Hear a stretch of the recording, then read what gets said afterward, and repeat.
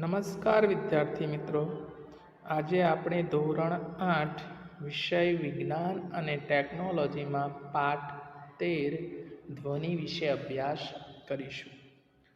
ગયા વિડીયોની અંદર આપણે પાઠની શરૂઆત કરી હતી. ધ્વનિ એટલે શું?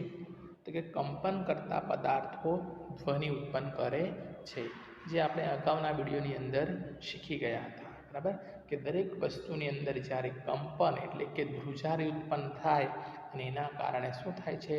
ધ્વનિ એટલે કે અવાજ થાય છે. એ માટે આપણે ઘણી બધી પ્રવૃત્તિઓ શીખી ગયા હતા. ત્યારબાદ આપણે બીજા મુદ્દા વિશે શીખ્યા હતા કે ધ્વનિ એક જગ્યાએથી બીજી જગ્યાએ કઈ રીતે પહોંચે છે. બરાબર, એક મિત્ર બોલે તો એનો અવાજ બીજા મિત્રને કઈ રીતે સંભળાય છે એના વિશે વાત કરી હતી. તો કે ધ્વનિના પ્રસરણ માટે માધ્યમની જરૂર હોય છે. બરાબર, એટલે કે ધ્વનિ માધ્યમ દ્વારા એક જગ્યાએથી બીજી જગ્યાએ પહોંચી શકે છે અને એનું માધ્યમ ઘન, પ્રવાહી અથવા તો વાયુ કોઈ પણ પદાર્થ હોઈ શકે છે. એના પણ આપણે ઘણા બધા ઉદાહરણો જોઈ ગયા હતા. બરાબર, કે ઘન વસ્તુમાંથી પણ ધ્વનિ અવાજ પસાર થાય છે. ત્યારબાદ હવાની અંદર પણ અવાજ પસાર થતો હતો, એનું પણ આપણે ઉદાહરણ શીખી ગયા હતા. અને પાણીની અંદર પણ ધ્વનિ એટલે કે અવાજ પસાર થાય છે, એના વિશે આપણે શીખી ગયા હતા. હવે આજે આપણે નવા મુદ્દા વિશે ચર્ચા કરીશું. 13.4 આપણે આપણા કાન વડે ધ્વનિ કેવી રીતે સાંભળી શકીએ છીએ. બરાબર, આપણે આપણા કાન વડે ધ્વનિ સાંભળીએ છીએ તો એ ધ્વનિ કેવી રીતે સંભળાય છે તો એના વિશે જોઈએ. તો કાનના બહારના ભાગનો આકાર ગરણી જેવો છે. બરાબર, કેવો આકાર છે? તો કે ગરણી જેવો આકાર આપણા કાનનો બહારનો ભાગ છે. જ્યારે ધ્વનિ તેમાં પ્રવેશે છે, બરાબર, એટલે કે કાનની અંદર જ્યારે અવાજ પ્રવેશ કરે છે ત્યારે તે કર્ણનાળ એટલે કે કેનાલ મારફતે કર્ણપટલ સુધી પહોંચે છે. કાનની અંદર શું આવેલું છે? કર્ણનાલ, અને એની આગળ જતાં શું આવેલું છે? કર્ણપટલ આવેલું છે. ત્યાં સુધી એ અવાજ પહોંચે છે, જેની પાતળી સપાટી ચુસ્ત રીતે ખેંચાયેલી હોય છે. કર્ણપટલ એટલે કાનનો પડદો. બરાબર, આપણે કહીએ ને કાનનો પડદો, તો એ કર્ણપટલને કાનનો પડદો કહેવામાં આવે. જેની રચના કેવી છે? ખૂબ જ પાતળી સપાટીવાળી ચુસ્ત રીતે ખેંચાયેલો આ એક પડદો છે, જેને કાનનો પડદો કહે છે. તે એક મહત્વપૂર્ણ કાર્ય કરે છે. બરાબર, આપણે જે અવાજ સાંભળીએ છીએ એ અવાજ સાંભળવામાં સૌથી મહત્વપૂર્ણ કાર્ય કોનું છે? કર્ણપટલ એટલે કે કાનના પડદાની રચનાનું છે. કાનનો પડદો શું કાર્ય કરે છે તે સમજવા માટે ચાલો આપણે એક પ્રવૃત્તિ કરીએ. બરાબર, પાતળા ધાતુના ડબ્બાનું કાનના પડદાનું મોડલ બનાવીએ. બરાબર, એક પાતળા ધાતુના ડબ્બા વડે કાનના પડદાનું મોડલ બનાવીએ કે કાનનો પડદો કઈ રીતે કાર્ય કરે છે એ આ પ્રવૃત્તિ દ્વારા આપણે સમજીએ. પ્રવૃત્તિ છે 13.10. એક પ્લાસ્ટિક કે ટીનનો ડબ્બો લો. બરાબર, એક પ્લાસ્ટિક અથવા તો ધાતુનો ડબ્બો લેવાનો છે. તેના છેડાઓ કાપી નાખો. બંને છેડાને ઉપરની જેથી શું કરવાના છે? કાપી નાખવાના છે. એક રબરના ફુગ્ગાના ટુકડાને ટીનના એક છેડા ઉપર રબર બેન્ડથી બાંધી દો. બરાબર, હવે જો અહીં આ ડબ્બો છે તો ઉપર અને નીચેનો બંનેના તળિયાનો ભાગ કાપી નાખ્યો છે. એક છેડા ઉપર શું કરવાનું છે? આપણે ફુગ્ગાનું રબરને ફિટ લગાવી દેવાનું છે અને રબર બેન્ડથી એને શું કરવાનું છે? આપણે બાંધી દેવાનું છે. હવે સૂકા કઠોળના 4 કે 5 દાણા ખેંચાયેલા રબર પર મૂકો. હવે 3, 4 કે 4, 5 દાણા આપણે કઠોળના લેવાના છે અને એ કઠોળના દાણાને આપણે ક્યાં મૂકવાનું છે? આપણે જે ફુગ્ગો, બરાબર, ડબ્બાના ઉપરના છેડે લગાવ્યો છે એ રબરની ઉપરની સપાટી ઉપર આપણે 4, 5 દાણા રબર ઉપર મૂકવાના છે. હવે તમારા મિત્રને ખુલ્લા છેડા તરફથી હુર્ર હુર્ર બોલવાનું કહો. અને શું કરવાનું છે? આ નીચે જે ખુલ્લો તળિયાનો કાપેલો ભાગ હતો ત્યાંથી આપણે શું કરવાનું છે? હુર્ર હુર્ર બોલવાનો પ્રયત્ન કરવાનો છે. અને અવલોકન કરવાનું છે કે કઠોળના દાણામાં શું જોવા મળે છે. તો તમે હુર્ર હુર્ર અવાજ કરશો એટલે આ બધા ઉપર જે દાણા હતા એ શું કરશે? ઉપર નીચે કૂદકા મારતા જોવા મળશે. એ શાના કારણે? તો તમે જ્યારે અવાજ કરો છો એ અવાજના તરંગો સીધા ઉપર જશે અને એ અવાજના તરંગો શું થશે? પેલા રબરના ખેંચાયેલા પડ સાથે અથડાશે એટલે ત્યાં શું થશે? ધ્રુજારી ઉત્પન્ન થશે અને એ ધ્રુજારીના કારણે શું થશે? એ બધા દાણા ઉપર નીચે કૂદકા મારે છે. બરાબર? તો આવી જ રચના આપણા કાનના પડદાની પણ છે. સીધો અવાજ આપણા કાનના પડદામાં જાય એટલે કાનના પડદા સાથે અથડાશે એટલે શું થશે? ત્યાં એ પણ એક પાતળી સપાટી છે, ચુસ્ત રીતે ખેંચાયેલી, એટલે ત્યાં અથડાશે એટલે એમાં ધ્રુજારી ઉત્પન્ન થશે અને એ અવાજ આપણને સંભળાશે. બરાબર?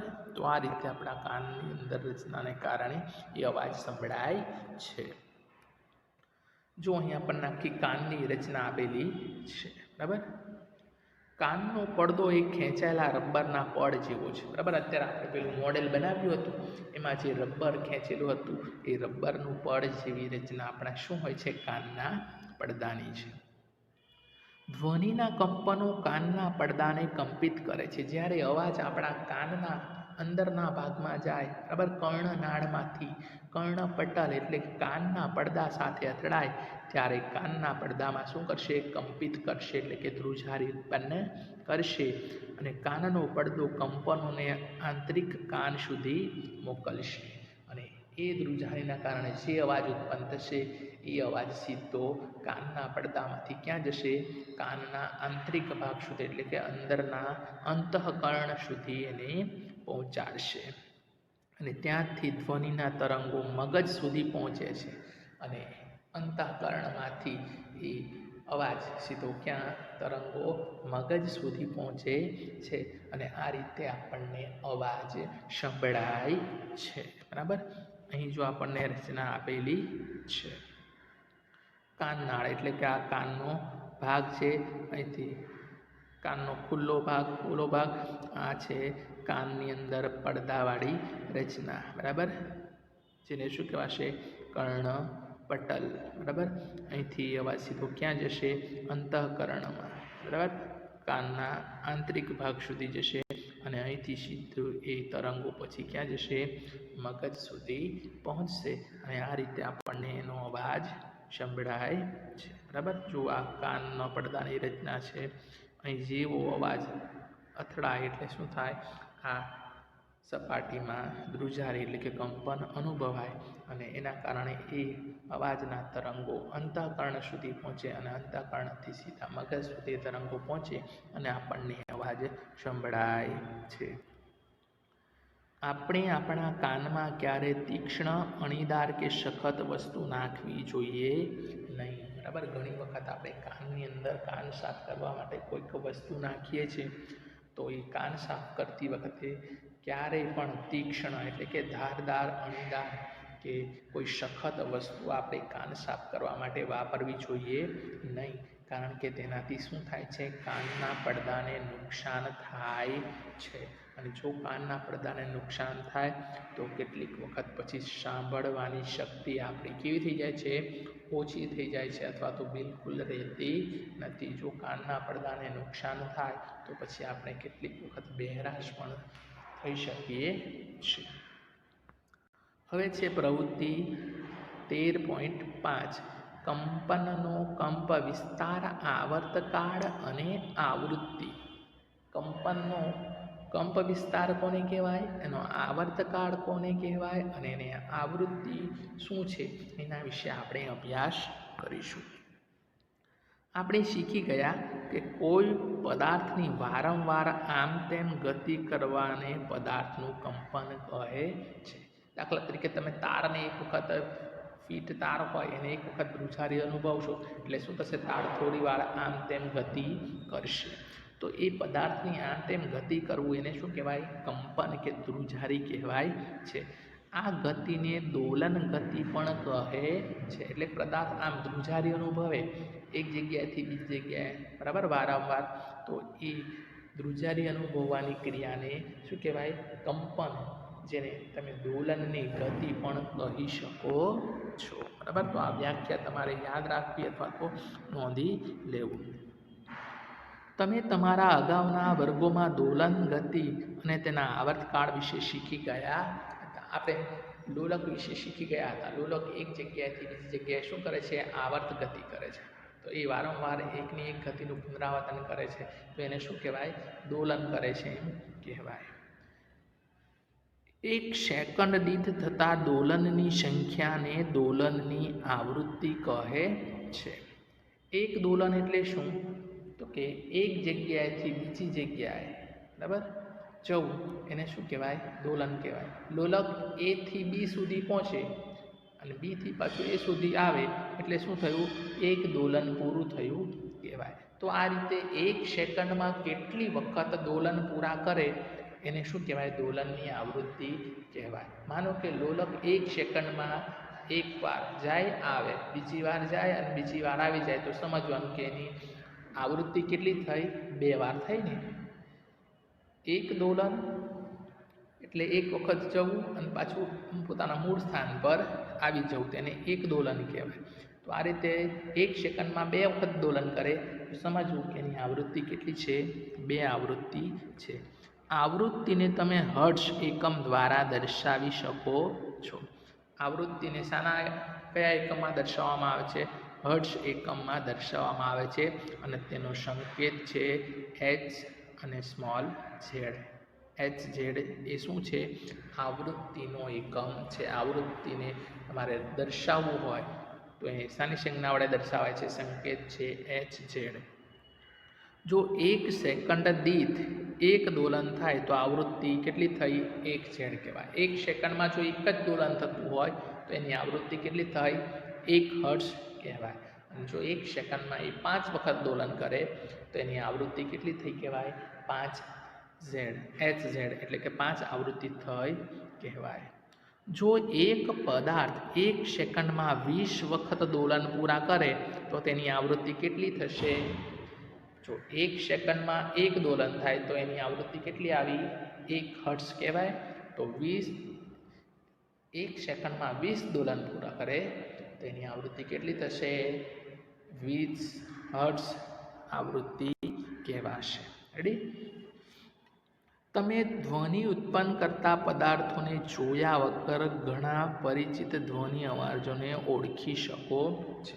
ઘણી વખત આપણને ધ્વનિ ઉત્પન્ન કરતા પદાર્થોને જોયા વગર જ આપણે કહી શકીએ છીએ કે આ અવાજ આ વસ્તુનો છે. બરાબર, સંગીતના સાધનો આપણે સાંભળતા હોય, ઢોલક વાગતું હોય તો એના અવાજ ઉપરથી પણ આપણે કહી શકીએ કે ઢોલક વાગે છે અથવા તો વાંસળી વાગે છે.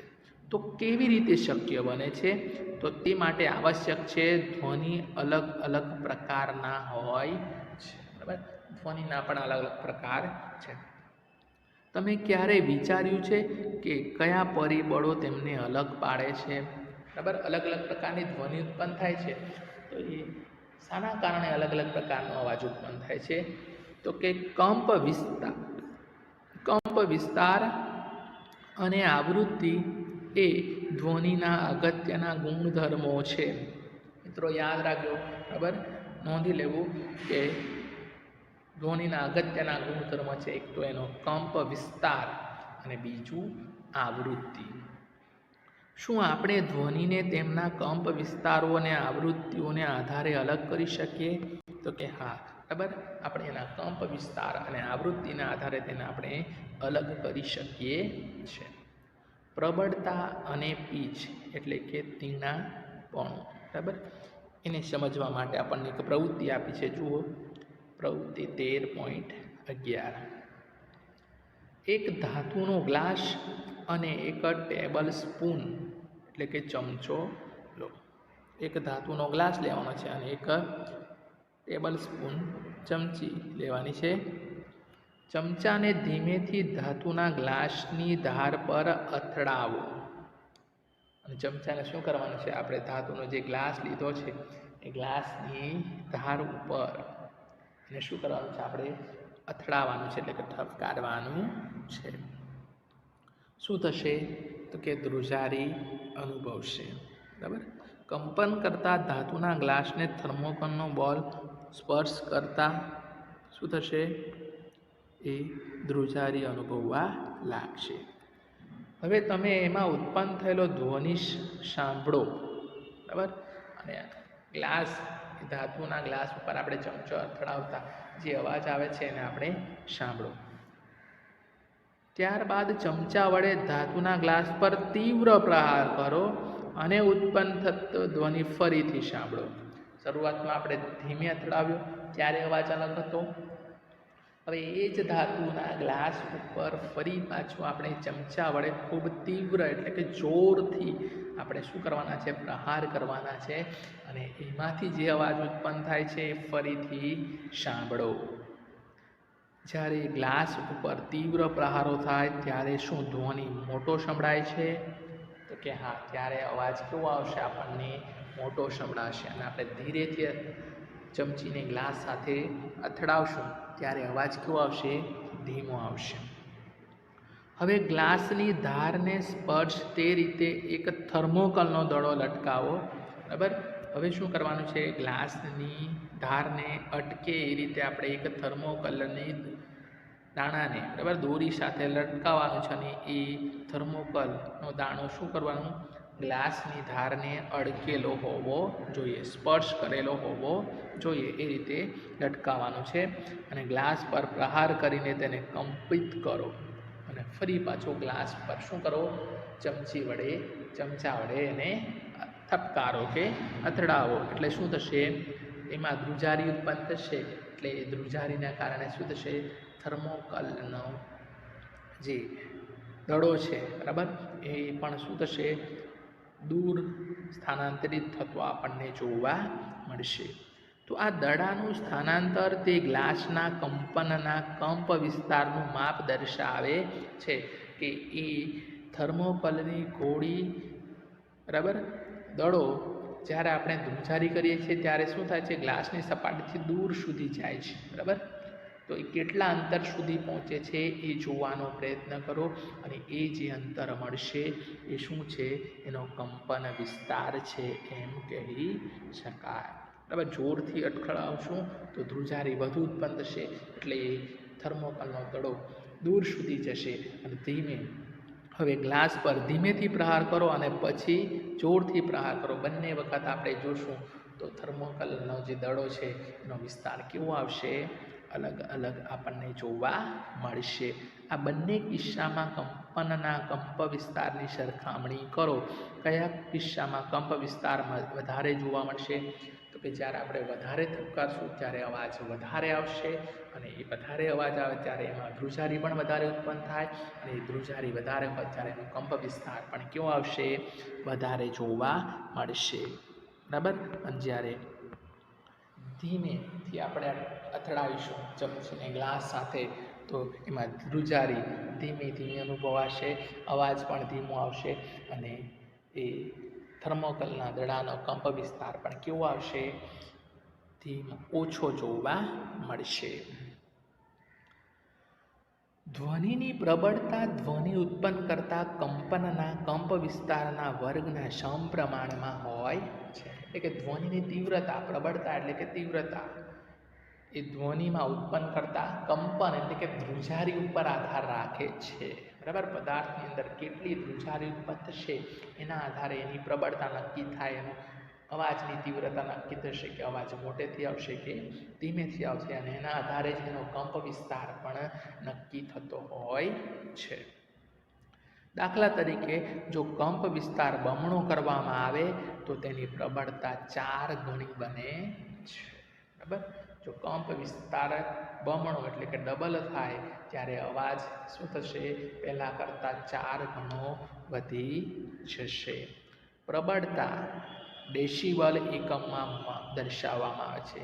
ધ્વનિની પ્રબળતા એટલે કે ધ્વનિની તીવ્રતા, અવાજની તીવ્રતા શામાં દર્શાવવામાં આવે છે? ડેસિબલ એકમમાં દર્શાવવામાં આવે છે. અને ડેસિબલ એકમની સંજ્ઞા છે, સંકેત છે સ્મોલ ડી અને કેપિટલ બી એકમ, ડેસિબલ એટલે કે ડીબી એકમમાં એને દર્શાવવામાં આવે છે.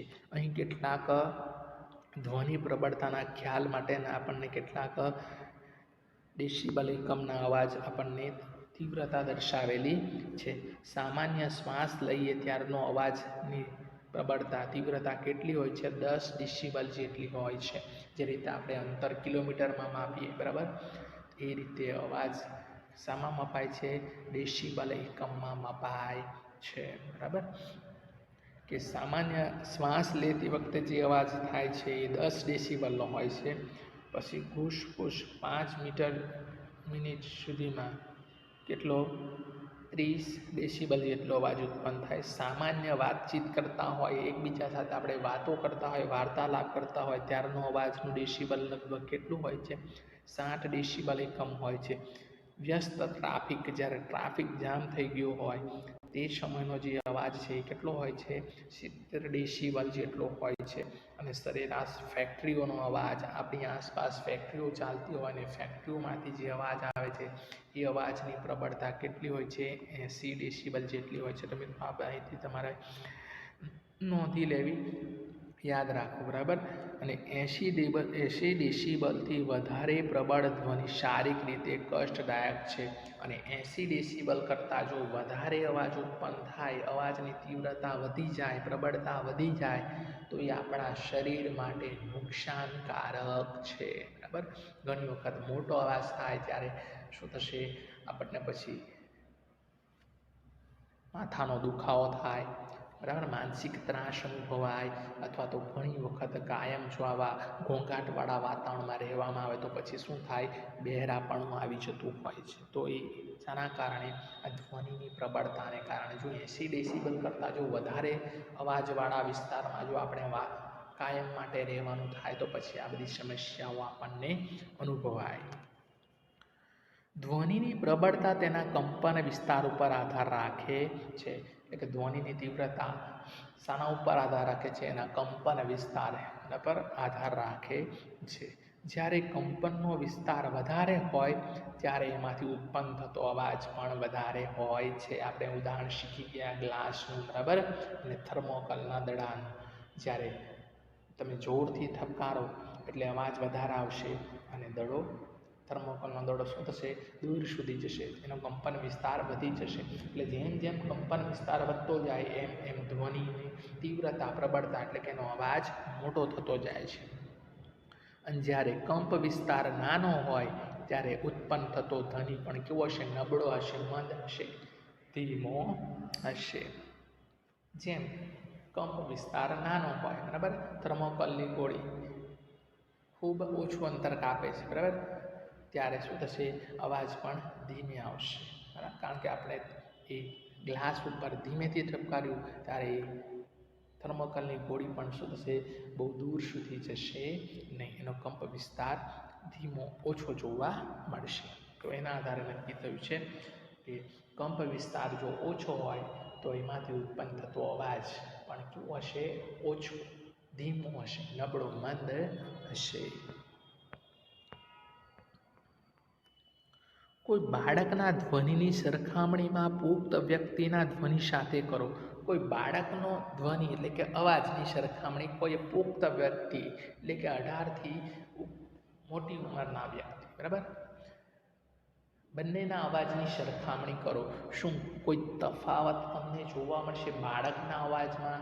બરાબર, કોઈ પુખ્ત વ્યક્તિ 20થી 25 વર્ષની ઉંમરની વ્યક્તિનો અવાજ, એમાં કંઈ તફાવત જોવા મળે છે? જો બે ધ્વનિ સમાન જોરથી મોટેથી બોલાયા હોય તેમ છતાં તેઓ કેટલીક રીતે જુદા પડશે. કોઈ બાળકનો અવાજ અને કોઈ મોટી ઉંમરનો વ્યક્તિ બંને એક સાથે જોરથી બૂમ મારશે ને તો પણ બંનેનો અવાજ આપણને કેવો લાગશે? જુદો પડતો જોવા મળશે. ચાલો આપણે એ કેવી રીતે જુદો પડે છે એના વિશે ચર્ચા કરીએ. હું આશ્ચર્યચકિત છું કે મારો અવાજ મારા શિક્ષકના અવાજથી અલગ છે. કારણ કે જે બાળક છે, ભણે છે એ બાળક છે, બરાબર, અને એમના શિક્ષક એ શું હશે? પુખ્ત વ્યક્તિ હશે, બરાબર, 20-25થી મોટી ઉંમરના હશે. એટલે બંનેનો અવાજ કેવો છે? અલગ અલગ છે. ધ્વનિનું તીણાપણું તેની આવૃત્તિ નક્કી કરે છે. બરાબર, એ ધ્વનિનું તીણાપણું એટલે કે એની સ્પીચ શાના ઉપર નક્કી થાય છે? એની આવૃત્તિ ઉપર નક્કી થાય છે. અને આવૃત્તિ એટલે શું? તો કે 1 સેકન્ડમાં થતા દોલનની સંખ્યા. માનો કે દોલન, બરાબર, ધ્વનિ 1 સેકન્ડમાં 1 દોલન કરે તો એની આવૃત્તિ કેટલી થાય? 1 આવૃત્તિ થાય. જ્યારે 1 સેકન્ડમાં 20 દોલન કરે તો એની આવૃત્તિ કેટલી થઈ? 20 હર્ટ્ઝ આવૃત્તિ થઈ એમ કહેવાય. તો એ આવૃત્તિ ઉપર એ નક્કી થતું હોય છે. જો કંપનની આવૃત્તિ વધારે હોય તો આપણે કહી શકીએ કે અવાજ તીણો છે. જો આવૃત્તિ વધારે હોય ત્યારે અવાજ કેવો બને છે? તીણો બને છે અને તેની પીચ વધારે છે. બરાબર, અવાજ તીણો બને અને પીચ વધારે છે. જો કંપનની આવૃત્તિ ઓછી હોય તો આપણે કહી શકીએ કે ધ્વનિનો પીચ તીણાપણું કેવું હશે? ઓછું હશે. બરાબર, આવૃત્તિ વધારે હોય તો શું થાય? અવાજ તીણો બને અને પીચ વધે છે. અને આવૃત્તિ ઓછી હોય તો અવાજનું તીણાપણું કેવું થશે? ઓછું થશે. અહીં આપણને કેટલીક આકૃતિ આવી છે. જો આવૃત્તિ પીચ એટલે કે તીણાપણું નક્કી કરે છે. શાના આધારે? અહીં આપણને ઢોલકનું ઉદાહરણ આપેલું છે, એના દ્વારા આપણે સમજીએ. ડ્રમ એ ઓછી આવૃત્તિથી કંપન કરે છે. બરાબર, તમે ડ્રમને વગાડો છો તો એની આવૃત્તિ કેવી હોય છે? ઓછી આવૃત્તિ છે. તેથી તે ઓછા પીચવાળો ધ્વનિ ઉત્પન્ન કરે છે. બરાબર, એટલે એનો અવાજ કેવો ઉત્પન્ન થાય છે? ઓછા પીચવાળો ઉત્પન્ન થાય છે. જ્યારે બીજી બાજુ સિસોટીની આવૃત્તિ વધારે છે. બરાબર, પછી સિસોટી વગાડે તો એની આવૃત્તિ કેવી હોય છે? વધારે હોય છે. તેથી તે વધારે પીચવાળો ધ્વનિ ઉત્પન્ન કરે છે. એટલે ડ્રમનો અવાજ અને સિસોટીનો અવાજ જોશો તો બંનેમાં શું છે? તફાવત છે. બરાબર, કારણ કે ડ્રમની આવૃત્તિ ઓછી છે એટલે એની પીચ કેવી છે? ઓછી જોવા મળશે. બરાબર, એનો અવાજ ઓછી પીચવાળો જોવા મળશે. જ્યારે સિસોટીની અંદર આવૃત્તિ વધારે થાય એટલે એનો અવાજ પણ કેવો આવશે? વધારે પીચવાળો જોવા મળશે. પક્ષી ઉચ્ચ પીચવાળો ધ્વનિ ઉત્પન્ન કરે છે. બરાબર, આપણા કરતાં પણ પક્ષીનો અવાજ તમે જોશો તો અલગ છે. કારણ કે શાના કારણે? એ પક્ષીઓની ધ્વનિની અંદર શું થાય છે? વધારે આવૃત્તિ હોય એટલે વધારે આવૃત્તિવાળો અવાજ હોવાને કારણે શું થશે? ઉચ્ચ પીચવાળો એમનો ધ્વનિ જોવા મળશે. જ્યારે સિંહની ગર્જનાનો પીચ ઓછો જ હોય છે. જો કે સિંહની ગર્જના ઘણી વધારે પ્રબળ પણ હોય છે. બરાબર, સિંહની ગર્જનાની અંદર વાત કરીએ તો એની અંદર પીચ ઓછી છે પણ એ ખૂબ મોટેથી ગર્જના કરે છે એટલે આપણને એનો અવાજ કેવો લાગે છે? ખૂબ જ પ્રબળ, ભયાનક લાગે છે. જ્યારે પક્ષીઓની ધ્વનિ દુર્બળ હોય છે. બરાબર, જ્યારે પક્ષીઓની અવાજ કેટલાક પક્ષીનો અવાજ આપણને કેવો લાગશે? દુર્બળ લાગતો હોય છે.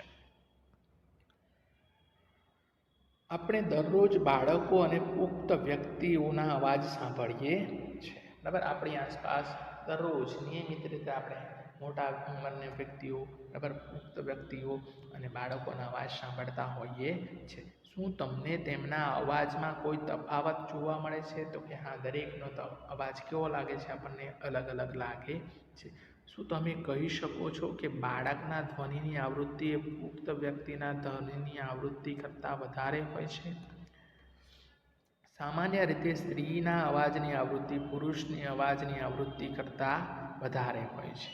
બરાબર, કહેવાય છે કે સ્ત્રીના અવાજની આવૃત્તિ પુરુષના અવાજના આવૃત્તિ કરતાં કેવી હોય છે? વધારે હોય છે. પરિણામે સ્ત્રીના અવાજ પુરુષના અવાજ કરતાં કેવો લાગશે? આપણને જુદો સંભળાશે. હવે છે શ્રાવ્ય અને અશ્રાવ્ય ધ્વનિ, એટલે કે સાંભળી શકાય તેવી ધ્વનિ અને ન સાંભળી શકાય તેવી ધ્વનિ એટલે કે અવાજ. આપણે જાણીએ છીએ કે ધ્વનિને ઉત્પત્તિ માટે આપણને કંપન કરતા પદાર્થની જરૂર પડે છે. આપણે અગાઉ શીખી ગયા કે ધ્વનિને ઉત્પન્ન કરવા માટે શું જોઈએ છે? કંપન કરતો પદાર્થ એટલે કે ધ્રુજારી કરતો પદાર્થની જરૂર પડશે. શું આપણે બધા જ કંપન કરતા પદાર્થના ધ્વનિ સાંભળી શકીએ છીએ? આપણી આસપાસ એવા ઘણા બધા વસ્તુઓ છે કે જેની અંદર ધ્રુજારી ઉત્પન્ન થાય છે, પણ બધી જ વસ્તુઓનો કંઈ આપણે અવાજ સાંભળી શકતા નથી. કેટલીક વસ્તુનો અવાજ સંભળાય છે જ્યારે કેટલીક વસ્તુનો અવાજ સાંભળી શકાતો નથી. તો એ શા માટે એવું થાય છે? તો કે હકીકત એ છે કે 20 કંપન પ્રતિ સેકન્ડ, બરાબર, એટલે કે 20 આવૃત્તિવાળો, 1 સેકન્ડમાં 20 દોલન પૂરું કરતો હોય એવી આવૃત્તિવાળો એટલે કે 20 હર્ટ્ઝ કરતાં ઓછી આવૃત્તિવાળા ધ્વનિ મનુષ્યના કાન વડે પારખી શકાતા નથી. 1 સેકન્ડમાં 20 દોલન પૂરું થતું હોય, બરાબર, એવી આવૃત્તિવાળો અવાજ મનુષ્યના કાન પારખી શકતું નથી. તો આવા ધ્વનિને શું કહેવાશે? અશ્રાવ્ય ધ્વનિ કહેવાય છે. બરાબર, કે જે આપણું મનુષ્યનો કાન પારખી શકતો નથી, મીન્સ કે એને સંભળાઈ શકતું, ઓળખી શકાતું નથી, એટલે એ અવાજ શું થશે? અશ્રાવ્ય છે એમ કહી શકાય. બીજી બાજુ 20,000 કંપન પ્રતિ સેકન્ડ, 1 સેકન્ડમાં 20,000 જેટલા દોલન પૂરું કરે તો એ શું કહેવાશે? 20,000 આવૃત્તિ 1 સેકન્ડની અંદર, જેને શું કહેવાશે? 20,000 હર્ટ્ઝ કરતાં વધારે આવૃત્તિવાળા ધ્વનિ પણ મનુષ્યના કાન માટે અશ્રાવ્ય છે. અને 20,000 કરતાં વધુ આવૃત્તિવાળો અવાજ એટલો મોટો થાય તો પણ એ મનુષ્યનું કાન પછી સાંભળી શકતો નથી. આ મનુષ્યના કાન માટે શ્રાવ્ય આવૃત્તિની પહોંચ મર્યાદા છે. બરાબર, કે ચોક્કસ મર્યાદામાં જ આપણું મનુષ્યનું કાન અવાજને સાંભળી શકે છે. અને એ મર્યાદા કેટલી છે? 20 હર્ટ્ઝથી વધુ અને 20,000 હર્ટ્ઝ કરતાં ઓછી. બરાબર, આની વચ્ચે આવૃત્તિવાળો અવાજ હોય એને જ આપણે શું કરી શકીએ છીએ? સાંભળી શકીએ છીએ. હવે આગળનો મુદ્દો છે 13.7 ઘોંઘાટ અને સંગીત. આપણી આસપાસ આપણે વિવિધ પ્રકારના ધ્વનિ સાંભળીએ છીએ. બરાબર, આપણી આસપાસ ઘણા બધા અલગ અલગ પ્રકારના અવાજો છે જેને આપણે સાંભળી શકીએ છીએ. શું આ ધ્વનિ હંમેશા ખુશી જ આપે છે?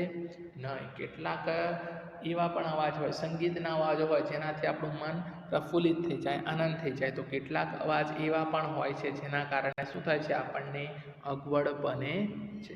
અમુક ધ્વનિ કાન માટે રુચિકર લાગે છે. કેટલોક અવાજ એવો હોય કે જેને આપણને સાંભળવાનું મન થાય. બરાબર, જ્યારે અમુક અવાજ એવો હોય છે કે જેને આપણને સાંભળવાનું ગમતું નથી, અણગમો અનુભવાતો હોય છે. ધારો કે તમારી પડોશમાં બાંધકામ ચાલી રહ્યું છે. શું કન્સ્ટ્રક્શન સાઇટ પરથી આવતો ધ્વનિ રુચિકર લાગે? તો એ બાંધકામ સમયે જે મશીન ચાલતું હશે, બરાબર, અને એનો જે અવાજ આવે છે એ આપણને સાંભળવો ગમે ખરો? તો કે ના. શું તમે બસ કે ટ્રકના હોર્ન દ્વારા ઉત્પન્ન થતા ધ્વનિને મજા માણો છો? બરાબર, એમાંથી જે હોર્નનો અવાજ આવે છે એ આપણને સાંભળવાનો ગમે છે ખરો? આનંદ આવે ખરો? નહીં. બરાબર, તો આવા અરુચિકર ધ્વનિને શું કહેવાય છે? ઘોંઘાટ કહેવાય છે. જે આપણને સાંભળવો ગમતો નથી એવા અવાજને શું કહેવાય છે? ઘોંઘાટ કહેવાય છે. ક્લાસરૂમમાં જો બધા જ વિદ્યાર્થીઓ એક સાથે બોલે તો ઉત્પન્ન થતો ધ્વનિ શું કહેવાશે? બરાબર, ક્લાસની અંદર જો બધા જ બાળકો જોરથી એક સાથે બૂમો પાડશે તો શું એ અવાજ આપણને સાંભળવો ગમે ખરો? નહીં. ત્યારે શું થશે? ક્લાસમાં ઘોંઘાટ થાય છે. બીજી બાજુ સંગીત વાદ્યો દ્વારા ઉત્પન્ન થતા ધ્વનિને તમે માણો છો. બીજી તરફ કોઈ જગ્યાએ સંગીત વાગતા હોય, સંગીતના સાધનો વાગતા હોય તો એનો અવાજ આપણને શું થશે? સાંભળવો ગમશે. સંગીતનો ધ્વનિ એ કાનને ખુશી આપે છે. બરાબર. જ્યારે સંગીતના ધ્વનિ આપણે સાંભળીએ તો એનાથી શું થાય છે, આપણને આપણા કાનને ખુશી મળે છે, એટલે કે આપણે એ અવાજ સાંભળીએ તો આપણને આનંદ થાય છે. હાર્મોનિયમ વડે ઉત્પન્ન થતો ધ્વનિ એ સંગીત ધ્વનિ છે, અને હાર્મોનિયમમાંથી જે અવાજ આવે છે એ અવાજ આપણને સાંભળવો ગમે છે, કારણ કે સંગીતનો અવાજ છે, બરાબર. સિતારનો તાર પણ સંગીત ધ્વનિ આપે છે. સિતારમાંથી જે અવાજ આવે છે એ પણ કેવો છે, મધુર હોય, એ આપણને સાંભળવો ગમે છે, એટલે આપણે એને સંગીતનો ધ્વનિ કહીએ છીએ. પરંતુ જો સંગીત ધ્વનિ પણ બહુ મોટો બને તો શું થશે, એ કર્ણપ્રિય બની જશે. પણ જો આ અવાજ પણ ઘણી વખત ખૂબ મોટેથી થતા હોય તો કેટલીક વખત એ આપણને પછી કર્ણપ્રિય રહેતા નથી, આપણને ગમતા નથી. આગળ છે 13.8 ધ્વનિ પ્રદૂષણ. તમે હવાના પ્રદૂષણ વિશે શીખી ગયા હશો, બરાબર. તમે આગળના ધોરણમાં ઘણા બધા પ્રદૂષણો વિશે શીખી ગયા. પાણીનું પ્રદૂષણ, જમીનનું પ્રદૂષણ, બરાબર. ધ્વનિનું પ્રદૂષણ એટલે કે અવાજનું પ્રદૂષણ. હવામાં અનિચ્છનીય વાયુઓ અને કણોની હાજરીને શું કહીએ છીએ આપણે, હવાનું પ્રદૂષણ કહેવાય. હવાની અંદર કેટલાક નકામા, બરાબર, દુર્ગંધ મારતા વાયુ પડી જાય તો એ શું થાય, હવાનું પ્રદૂષણ થાય. એ જ રીતે પર્યાવરણમાં અતિશય અને અનિચ્છનીય અવાજની હાજરી એ ધ્વનિનું પ્રદૂષણ કરે છે. જ્યારે વાતાવરણમાં કેટલાક અનિચ્છનીય, જે આપણને ગમતા નથી એવા મોટેથી અવાજ ધ્વનિ જ્યારે વાતાવરણની અંદર પડે ત્યારે એ શું કરે છે, ધ્વનિનું પ્રદૂષણ કરે છે, એટલે કે અવાજ પ્રદૂષણ થાય છે. તમે ધ્વનિ પ્રદૂષણના થોડા સ્ત્રોતોની યાદી બનાવી શકો? એવા કયા કયા સાધનો છે જે ધ્વનિ પ્રદૂષણ કરે છે, બરાબર. તો કે ટ્રાફિક જામ થાય તો તે સમયે વાહનોના હોર્નનો અવાજ શું કરશે, ઘોંઘાટ થશે. પછી મોટેથી લાઉડ સ્પીકરો વાગતા હોય, બરાબર, ત્યારે શું થશે, ધ્વનિનો અવાજ પ્રદૂષણ થશે. ફેક્ટરીઓ, કારખાનાઓમાંથી નીકળતા મશીનોના અવાજ એ શું કરશે, ધ્વનિ પ્રદૂષણ કરશે, બરાબર. રેલવે અથવા તો બસના જે હોર્નના અવાજો છે એ બધા શું કરશે, ધ્વનિ પ્રદૂષણ કરે છે. તો મોટે ભાગે ધ્વનિ પ્રદૂષણના કારણ છે વાહનોના અવાજ, વિસ્ફોટ, જેમાં ફટાકડાનું ફૂટવું પણ સામેલ છે. મોટેથી ફટાકડા ફોડવામાં આવે તો. પછી મશીનો, લાઉડ સ્પીકર, એના કારણે શું થાય છે, ધ્વનિ એટલે કે અવાજનું પ્રદૂષણ થાય છે. ઘરમાં કયા સ્ત્રોત ધ્વનિ ઉત્પન્ન કરે છે? તો ઘરની અંદર પણ આપણે ટેલિવિઝન, રેડિયો, બરાબર, વગેરે સંગીત ઘણી વખત ખૂબ મોટા અવાજથી ચાલુ કરી નાખીએ છીએ તો ત્યારે પણ શું થશે, મોટેથી અવાજ ઉત્પન્ન થાય અને એના કારણે શું થશે, ઘોંઘાટ થતો હોય છે. મોટા અવાજથી ચાલતા ટેલિવિઝન, ટ્રાન્ઝિસ્ટર, રેડિયો, રસોઈઘર, કિચનના થોડા ઉપકરણો, બરાબર, રસોઈ માટે કેટલાક સાધનો વપરાય, મિક્સચર વપરાય, બરાબર, તો એમાંથી નીકળતો અવાજ, ત્યારબાદ કૂલર, એર કન્ડિશનર, આ બધા જ ધ્વનિ પ્રદૂષણ કરવામાં ફાળો આપે છે. તો આ બધા સાધનોમાં પણ કેટલીક વખત મોટેથી અવાજ થાય તો એ શું કરે છે, ધ્વનિનું પ્રદૂષણ કરે છે. ધ્વનિ પ્રદૂષણની હાનિઓ. ધ્વનિ પ્રદૂષણ એટલે કે અવાજના પ્રદૂષણથી આપણને શું નુકસાન થઈ શકે છે? શું તમે જાણો છો કે તમારી આસપાસ અતિશય ઘોંઘાટની હાજરી અનેક સ્વાસ્થ્ય સંબંધિત સમસ્યાઓનું કારણ બને છે? જો તમે ઘોંઘાટવાળા વાતાવરણમાં રહેતા હશો તો એના કારણે તમારા સ્વાસ્થ્ય ઉપર એની ખરાબ અસરો થશે. એક તો અનિદ્રા એટલે ઊંઘ ના આવવું, હાઇપરટેન્શન, બ્લડ પ્રેશરની સમસ્યા વધશે, ચિંતા થશે અથવા અન્ય ઘણી સમસ્યાઓ સંબંધિત સાઈડ ઇફેક્ટ્સ થશે, બરાબર. એક તો વારંવાર મોટા અવાજ, ઘોંઘાટવાળા વાતાવરણમાં રહેવાથી સ્વભાવ ચીડિયો બને, માનસિક ત્રાણ અનુભવાય, બરાબર, ગુસ્સો આવો, ક્રોધ થઈ. તો આ બધી ઘટના શાના કારણે બને છે? તો કે આવા ઘોંઘાટવાળા વાતાવરણમાં રહેવાને કારણે. સતત ધ્વનિ પ્રબળતાનો પ્રભાવ હેઠળ રહેવાવાળી વ્યક્તિની સાંભળવાની ક્ષમતા કામચલાઉ કે કાયમી રીતે પણ ઓછી થઈ જાય છે. અને જો આવા ઘોંઘાટવાળા વાતાવરણમાં જો તમે કાયમ માટે રહેતા હો તો લાંબે ગાળે શું થશે, પછી તમારી સાંભળવાની જે ક્ષમતા છે એ એ શું થશે? અસ્થાયી થઈ જશે, એટલે કે નકામી થઈ જશે, અથવા તો બહેરાશપણું પણ આવી જાય છે.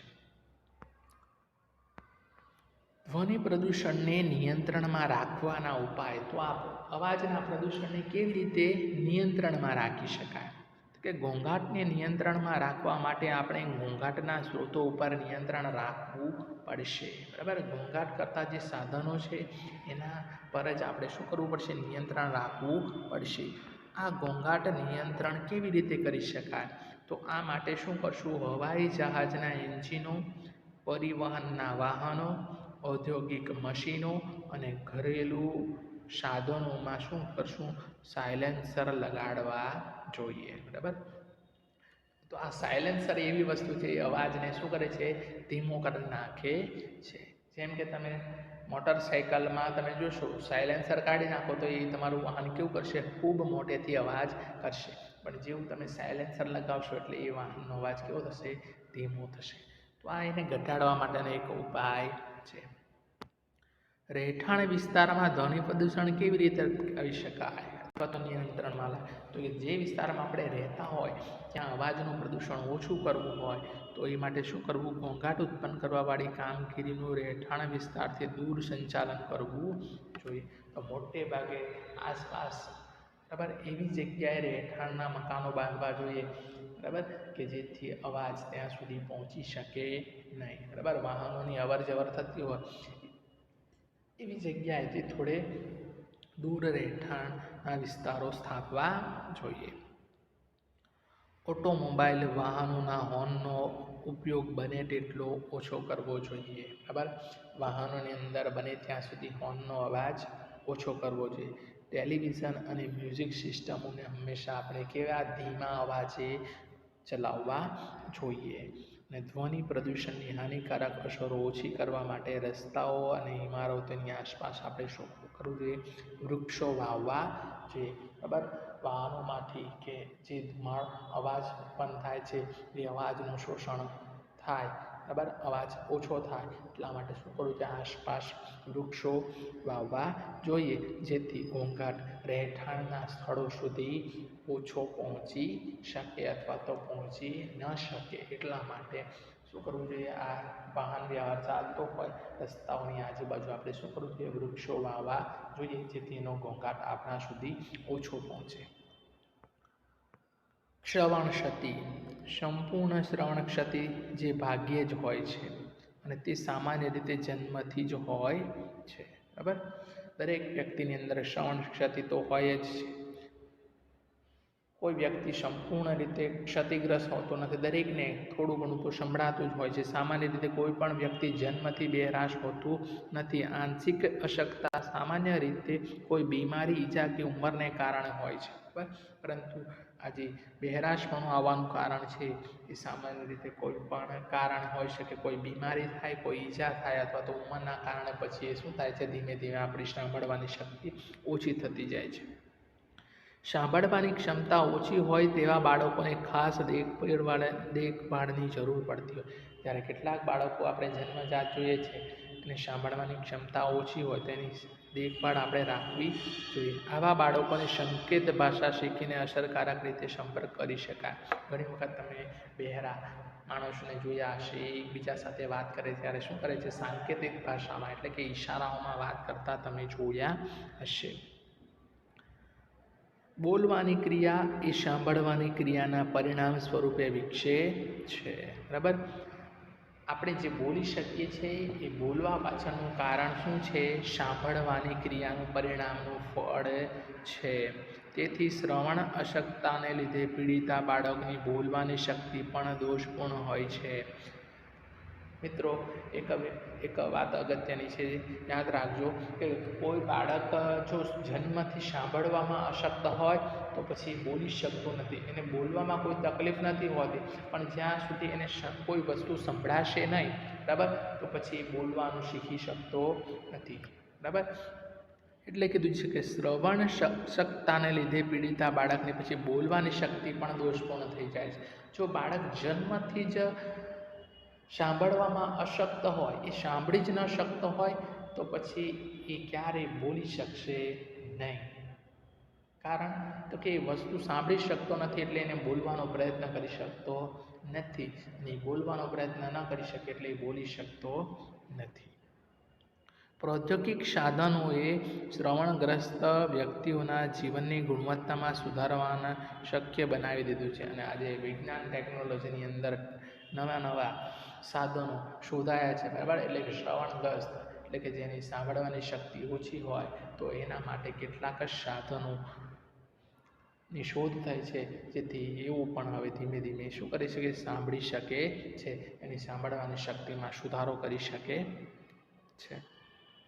શ્રવણ ક્ષતિગ્રસ્ત વ્યક્તિઓની રહેણી કહેણીની વ્યવસ્થામાં સુધારો કરવા માટે સમાજ ઘણું બધું કરી શકે છે.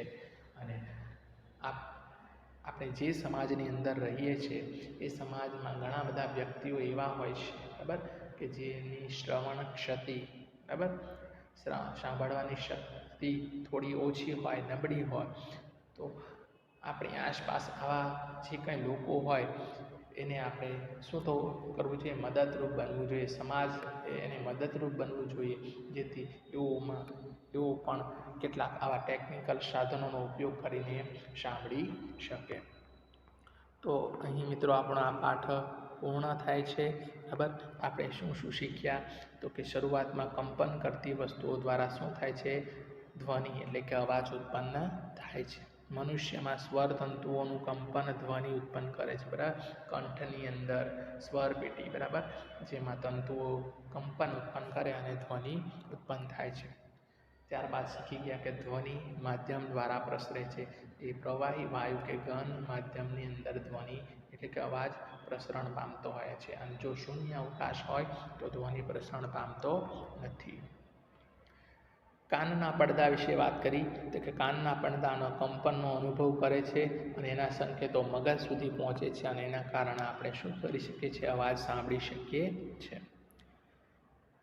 1 સેકન્ડમાં થતા દોલનો કે કંપનોની સંખ્યાને શું કહેવાય છે, દોલનની આવૃત્તિ કહેવાય. 1 સેકન્ડમાં ધ્વનિ અવાજનો કંપન કેટલા દોલન કરે છે, બરાબર, એની શું છે, આવૃત્તિ છે. આવૃત્તિને શાના વડે દર્શાવાય, હર્ટ્ઝ, HZ દર્શાવવામાં આવે છે.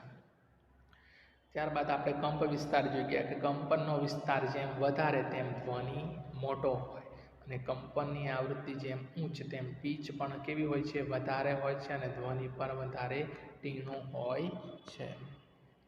ત્યારબાદ અરુચિકર એટલે કે અણગમતો અવાજને શું કહેવાય છે, ઘોંઘાટ કહેવાય છે. અતિશય અને અનિચ્છનીય ધ્વનિ ઘોંઘાટ પ્રદૂષણ કરે છે, બરાબર.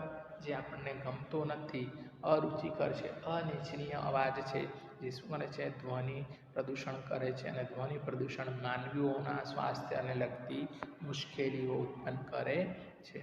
ધ્વનિ પ્રદૂષણ ઘટાડવાના પ્રયત્નો કરવા જોઈએ, બરાબર.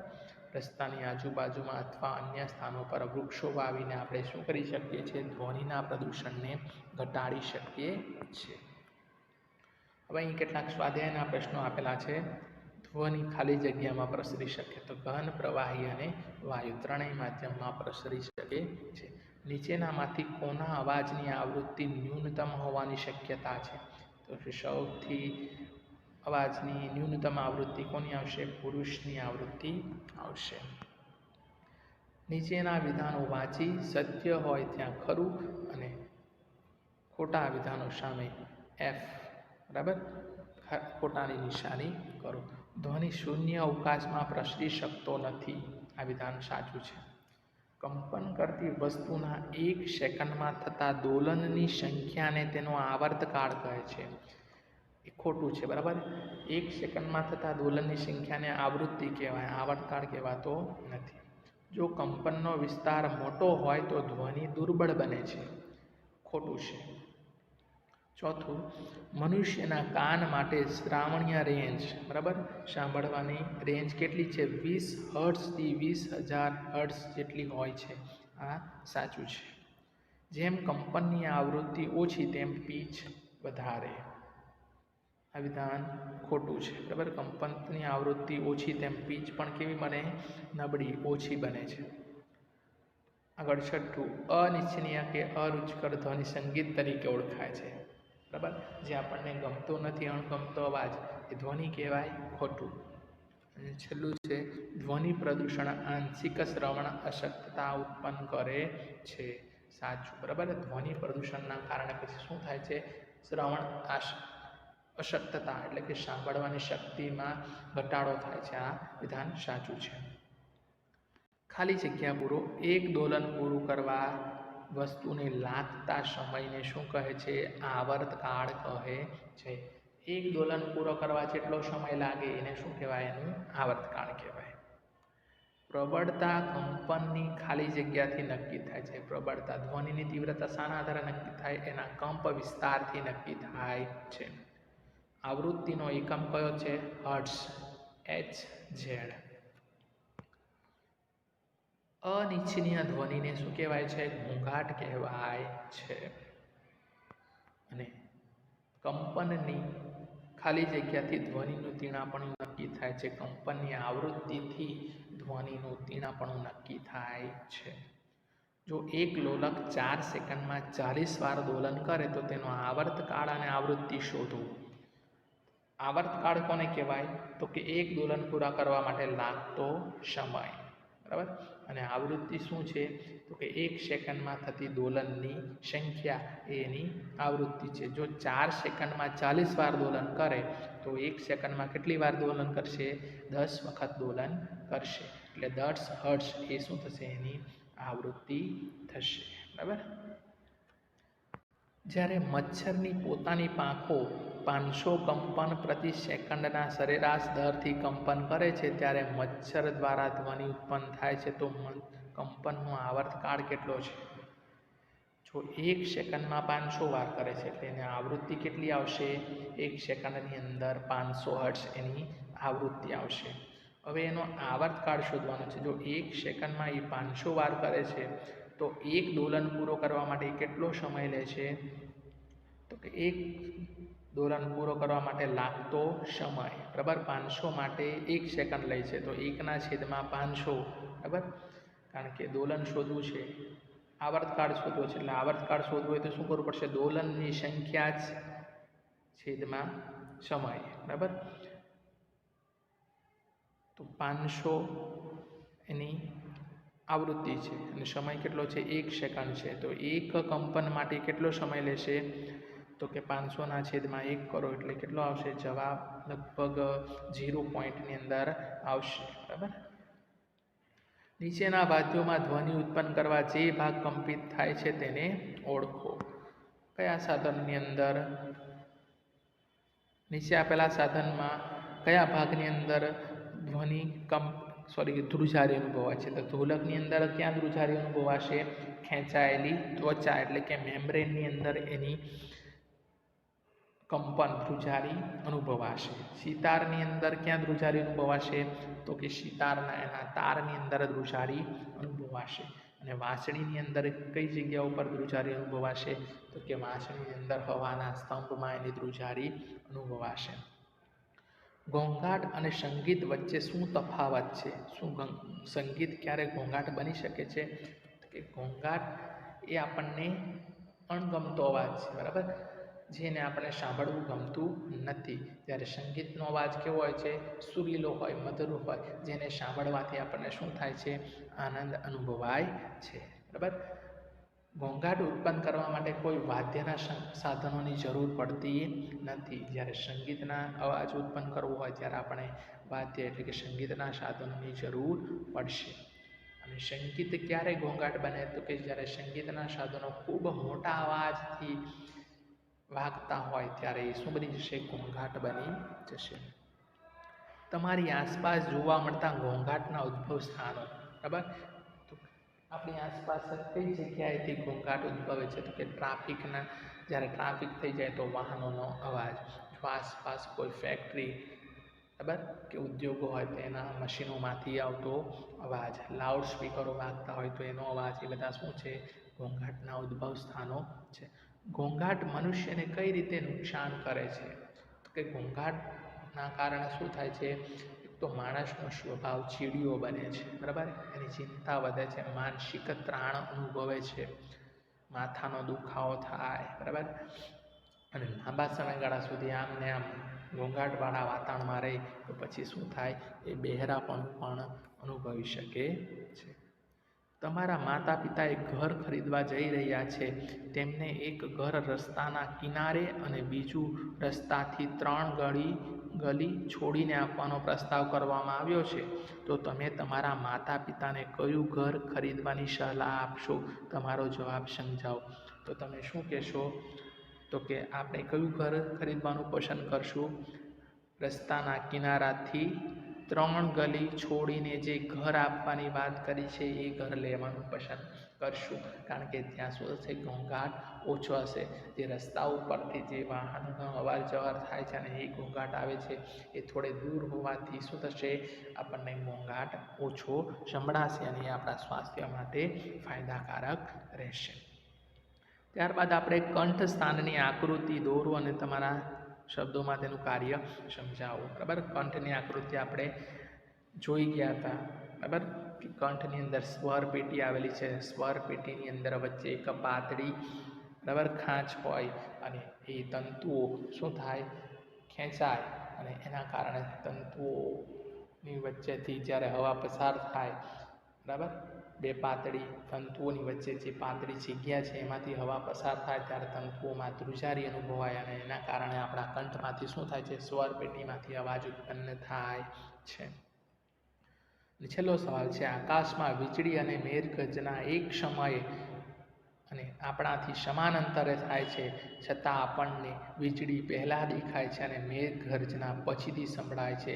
તમે સમજાવી શકો આવું શા માટે થાય છે? તો કે આકાશની અંદર વીજળી અને મેઘગર્જના એ તો બંને એક સાથે જ એક સરખાંતરે જ થાય છે આપણાથી, તેમ છતાં વીજળી આપણને પહેલાં દેખાય છે અને અવાજ પછીથી સંભળાય છે. એનું કારણ છે કે વીજળીમાં શું હોય છે, પ્રકાશનો વેગ ઝડપી હોય એટલે પ્રકાશ આપણા સુધી ઝડપથી પહોંચી જાય એટલે આપણને વીજળી પહેલાં દેખાશે અને ધ્વનિનો વેગ કેવો હોય, પ્રકાશના વેગ કરતાં ઓછો હોય એટલે અવાજ ધીમો આપણી સુધી પહોંચે છે. પરિણામે વીજળી પહેલાં દેખાય છે અને અવાજ પછીથી સંભળાય છે, બરાબર. તો અહીંયા સ્વાધ્યાયના પ્રશ્નોની ચર્ચા પણ પૂર્ણ થાય છે. તો જે કંઈ અગત્યના મુદ્દાઓ પ્રશ્નોની ચર્ચા કરીએ તમારે નોંધી લેવું અને એનું વાંચન કરવું. આભાર.